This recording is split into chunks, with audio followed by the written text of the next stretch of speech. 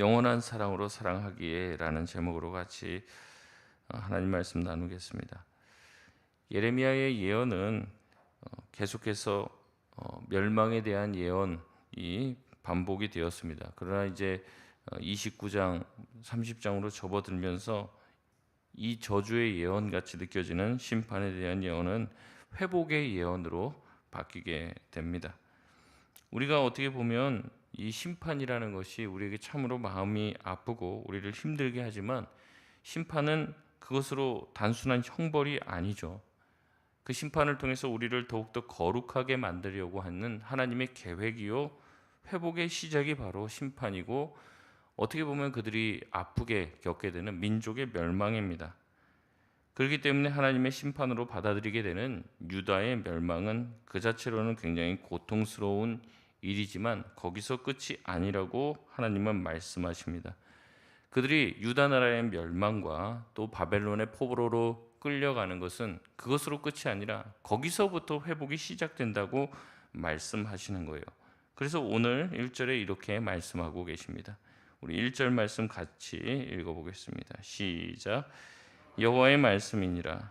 그때 내가 이스라엘 모든 종족의 하나님이 되고 그들은 내 백성이 되리라. 아멘. 원문에는 그때라는 단어가 가장 먼저 나옵니다. 이걸 강조하고 있습니다. 다시 말해 절망과 멸망의 예언이 임하는 그때의 회복의 말씀이 같이 주어지게 된다는 거예요. 이제 막 회복의 말씀이 시작되는 그때 하나님의 말씀이 다시 한번 임하셔서 그들에게 있는 회복은 단순히 그런 어떤 소망과 희망만을 주는 것이 아니라 하나님이 반드시 그렇게 하시겠다라는 약속을 말씀하고 계신다는 거죠. 그 말씀의 내용은 무엇입니까? 하나님께서 이스라엘 모든 종족의 하나님이 되겠다라고 하시고 그들은 내 백성이 되게 하시겠다라고 이야기하십니다. 모든 종족의 하나님, 이스라엘 모든 종족의 하나님, 이 말씀을 할 때는요, 다시 말해 지금 남아있는 남유다만의 회복을 말하는 게 아닙니다. 바벨론에게 맞서서 지금 싸우고 있고 곧 멸망당할 이 남유다만의 멸망을 얘기하는 게 아니라, 이 오래전에 이미 멸망한 이제 북이스라엘 120년 전이에요. 지금 시대로부터 이미 이제 멸망해버린 북이스라엘까지도 포함한 모든 종족, 이스라엘 모든 종족의 하나님이 내가 될 것이고 그들을 회복시키겠다라고 약속하고 있는 것입니다. 원래 이스라엘 백성은 둘이 아니라 하나였죠. 그러나 솔로몬 사후에 나라는 두 왕국으로 분열되었습니다. 북쪽에 있는 북이스라엘, 남쪽에 있는 남유다로 나뉘어지었죠. 나뉜 후에 북이스라엘은 아주 빠르게 우상 숭배로 전체가 물들어갔습니다. 북이스라엘 왕 중에서는요, 하나님의 마음에 합한 왕이 단 한 명도 존재하지 않았어요. 계속해서 하나님을 대적하고 우상을 끌어오는 일만을 반복했습니다. 남유다도 상황은 엇비슷했지만 우상 숭배를 하다가도 선지자의 말을 듣고 깨닫고 회개하는 왕들이 종종 있어 왔습니다. 그래서 그 명맥을 이어왔고 다시 한번 하나님으로 인한 신앙의 회복 운동과 또 우상 척결의 운동들이 남유다에서는 계속 벌어졌죠. 그래서 먼저 멸망을 당한 쪽은 북이스라엘이었습니다. 하나님은 북이스라엘과 남유다를 향해 그들이 회복되고 변화되기 위해서 무수히 많은 선지자들을 보냈지만 북이스라엘과 남유다는 듣지 않고 오히려 보낸 선지자들을 죽였습니다. 결국 심판이 임하게 된 것이죠.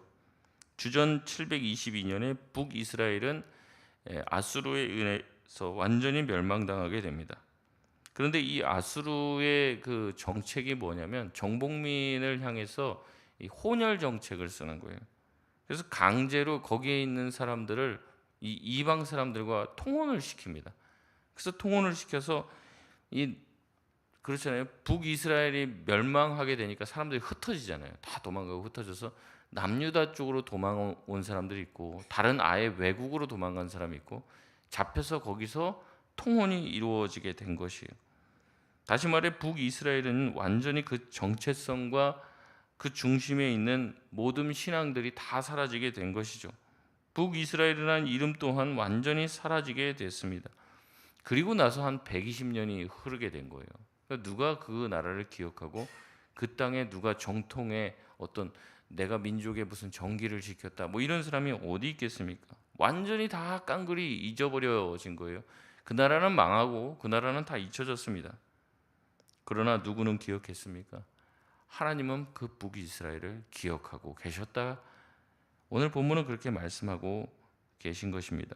모든 나라들과 모든 백성들의 생각과 머리에서 지워져 버린 이 민족인 북이스라엘을 하나님은 기억하고 그들을 돕겠다라고 말씀하시는 거죠. 2절부터의 말씀은 출애굽에 관한 말씀입니다. 하나님이 어떻게 왜 북이스라엘까지도 회복시키려고 하셨는지를 이야기하는 거죠. 2절 말씀에 보면 칼에서 벗어난 백성에 대해서 이야기합니다. 애굽의 칼에서 벗어나 탈출한 이스라엘 백성, 그들은 홍해를 건너서 마주하게 된 곳이 바로 사막이었습니다. 황량한 광야였죠.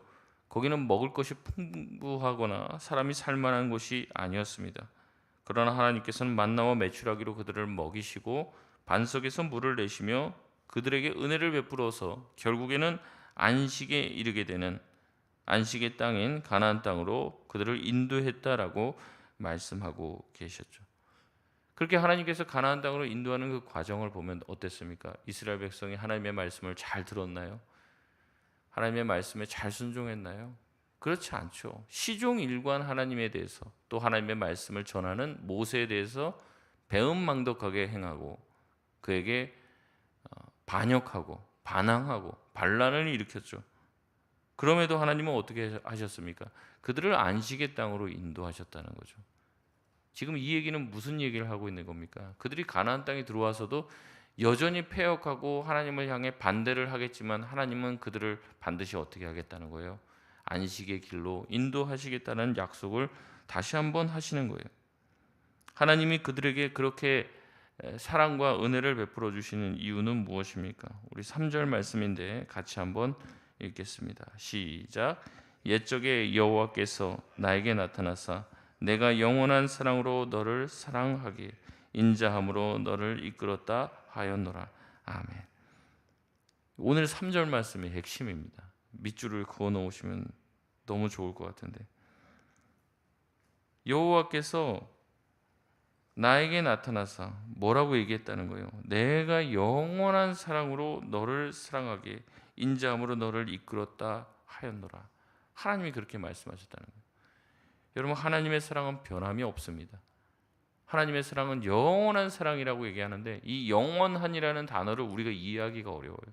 영원하다는 것은요, 오랫동안 사랑했다는 말이 아니에요. 시간을 넘어섰다는 얘기입니다. 시간.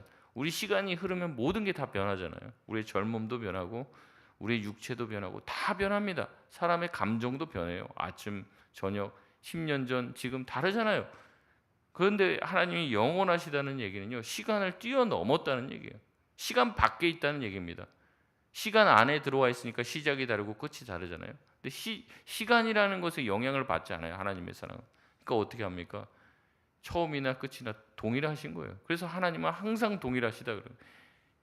몇천 년 전이나 몇만 년 전이나 지금이나 하나님은 과거나 현재나 오늘이나 영원토록 동일하신 분이다라고 말씀하시는 게 바로 영원한 사랑이다. 영원하신 분이다라는 뜻입니다.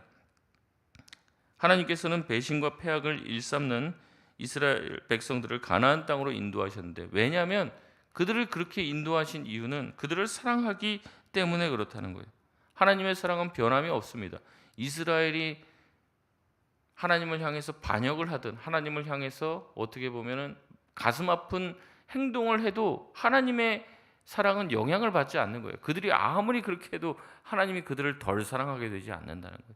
오히려 그들을 심판하는 이유는 하나님이 그들을 사랑하시기 때문에 자녀이기 때문에 훈계하고 이스라엘 백성이 엇나가니까 이방 민족을 회초리로 드시는 거죠. 회초리로. 그래서 자신들을 때리지만 그래서 자신들을 아프게 하지만 이것 또한 하나님의 사랑의 방편이라고 다시 한번 하나님은 약속하고 말씀하고 계시는 겁니다. 그들을 사랑하시기에 그들이 잘못된 길로 가면 안 되니까 사랑하시기 때문에 바른 길로 인도하시는데 처음엔 잔소리를 하죠. 이렇게 잔소리를. 근데 잔소리 하면 듣습니까? 안 듣습니까? 안 들어요. 잔소리의 수위를 높입니다. 너네 그러면 완전 진짜 다 죽는다. 완전히 멸망시킨다. 몇 번 얘기하시는 거예요. 진짜 그러겠다는 얘기가 아니죠. 우리가 이걸 자꾸 헷갈리면 안 돼요. 하나님이 너 자꾸 그러면 멸망시킨다. 완전히 끝내버린다. 네 자손의 자손까지도 내가 다 없애버린다. 그게 정말 그렇게 하겠다는 얘기가 아닙니다. 혹시 자녀들 훈계하면서 나가라고 얘기하신 적 있습니까? 집 나가라고. 그게 진짜 부모가 집 나가서 살으라는 얘기인가요? 아니잖아요. 근데 알겠습니다. 순종하겠습니다. 그래서 나가는 자식들이 있나요? 차라리 나가서 죽어. 심하면 그렇게 얘기하실 수도 있어요. 어떤 분들은 공부 다 때려치고 공장에나 취직해. 정말 나가서 공장에 취직하라는 얘기가 아니잖아요. 예수님도 그런 얘기 하시죠. 오른손이 범죄하면 어떻게 하라고 그래요? 찍어서 버리더라고 그러잖아요. 눈이 범죄하면 어떻게 합니까? 눈을 다 뽑아버리라고. 그래서 눈 뽑고 어떻게 좀 손 좀 잘라내고 그렇게 하셨습니까? 예수님이 그렇게 얘기하시는 건 과장법이에요. 그렇게 할지라도 악한 길에서 떠나라는 얘기를 하는 거죠. 하나님 또한 마찬가지입니다. 너네 민족을 완전히 내가 끝장내고 가만 안 놔둘 거야. 그 얘기를 하시는 경고의 말씀하시는 이유는 정말 그렇게 하겠다는 얘기가 아닙니다. 어떻게 하시겠다는 거예요? 좀 돌아오라는 얘기죠. 좀 돌아오라는 얘기예요. 그러기에 하나님의 심판은 형벌이 아닙니다. 죄를 지어서 받게 되는 재판장이 내리는 징역형이 아니라는 말이에요. 우리를 너무나도 사랑하시기에 우리가 좀 바른 길로 왔으면 좋겠는데 처음엔 잔소리하다 안 돼요. 겁을 줘요. 그래도 안 돼요. 아유, 한두 번 그런 얘기 들었나? 이제는 뭐 통하지가 않아요, 자식한테. 그러니까 어떻게 해요? 이제 회초리를 드는데 처음엔 얇은 거 손바닥 한 대만 뗐지 뭐 이러면서 이제 하지 마 그러는데 그것도 이제 나중에 안 통해요. 그럼 어떻게 돼요? 몽둥이가 굵어지는 거죠. 강도가 세지는 거예요. 스스로 자초하는 겁니다. 그렇게. 그래서 결국엔 멸망의 자리까지, 민족이 완전히 멸망하는 자리까지 왔어요. 이제는 우리 부모가 나를 버렸나 보다. 하나님이 이제 우리를 떠났나 보다. 아니죠. 하나님이 그들을 사랑하기 때문에 내버려 둘 수가 없는 것이에요. 그렇기 때문에 이스라엘에게 임한 심판은 하나님께서 그들에게 내린 형벌이 아니라 아버지가 자식을 사랑하는 마음으로 내리는 뭐예요? 훈계예요. 훈계의 회초리라는 거죠. 하나님의 사랑은 변하지 않았다라는 얘기는 오늘 3절 말씀에서 다시 한번 하는 거예요. 다시 한번.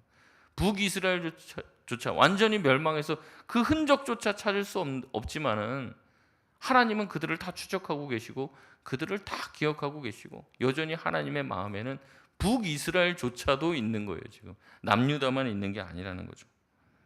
4절에 하나님은 이방 신전을 떠돌며 영적인 간음을 행하던 북이스라엘을 뭐라고 불러주십니까?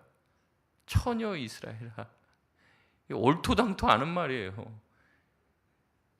그러니까 이제 호세아 선지자를 통해서 북이스라엘이 얼마나 영적인 간음을 행했는지를 보여주잖아요. 남편이 데리고 오면 나가서 다른 남자 집에 가요. 그리고 데리고 와요.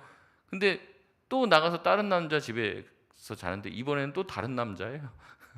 어제 그 남자가 아니에요. 이걸 반복하는 거예요. 이걸 반복하는데 어떻게 그 여인을 가리켜 처녀라고 얘기할 수 있습니까? 근데 하나님이 그렇게 해주시겠다, 그렇게 불러주시겠다는 거예요. 처녀 이스라엘아. 그렇게 하나님이 여겨주시겠다는 거죠. 그들을 다시 한번 순수하게 나를 만났던 그 처음의 감격을 회복시켜 주실 것이라는 거예요. 그래서 무슨 얘기를 합니까? 4절의 말씀에 막 출애굽했을 때 미리암과 함께 이스라엘 백성이 솟구치며 춤추며 찬양했던 그 순수했던 첫사랑, 예수님을 만나고 신앙을 가지게 되었을 때 그 기뻐하는 마음, 그 첫사랑의 마음을 회복시켜 주셔서 내가 너희를 처녀 이스라엘로 만들어 주겠다 말씀해 주시는 거죠. 5절 말씀에 보면 사마리아에 복을 내리겠다고 얘기합니다. 여러분 아시잖아요. 이스라엘 예수님 시대에 사람들이 사마리아를 어떻게 봤습니까? 아주 무시하고 그쪽 땅을 밟는 것조차도 아주 더럽고 불결하게 생각했다는 거예요. 근데 하나님은 어떻게 하십니까?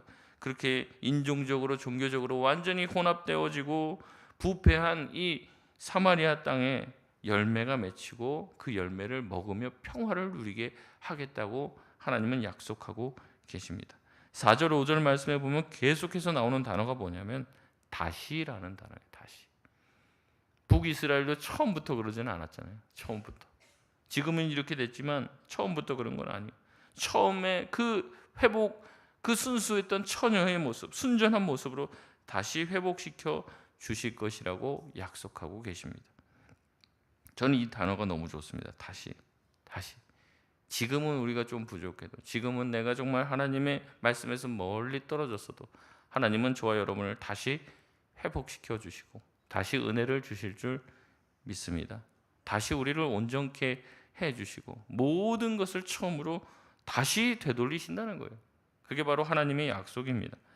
6절에 에브라임이라는 말이 나오는데, 에브라임도 이 북이스라엘을 일컫는 통칭이에요. 북이스라엘의 가장 센 민족이, 센 지파가 에브라임 지파였습니다. 남유다가 왜 유다냐? 유다 지파가 가장 세기 때문에 그래요. 그래서 북이스라엘을 그냥 통칭해서 에브라임아 이렇게 말한단 말이죠. 에브라임도 북이스라엘을 일컫는 말씀인데, 이 에브라임 산 위에서 파수꾼이 소리칩니다. 너희는 일어나라, 우리가 시온에 올라가 우리 하나님께 나아가자.